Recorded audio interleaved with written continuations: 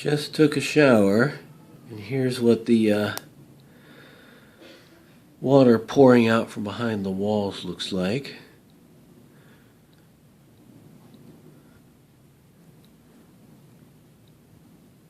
And that's a tile that's bowed out and popped off.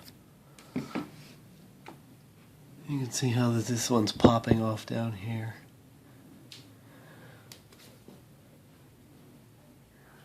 The design of the shower is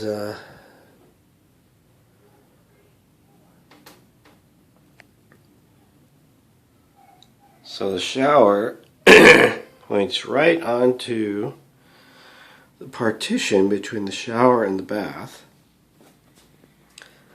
And as you can see all the black oozing out of it down there. The bottom tiles are bowed also down there. And there's nice staining down there.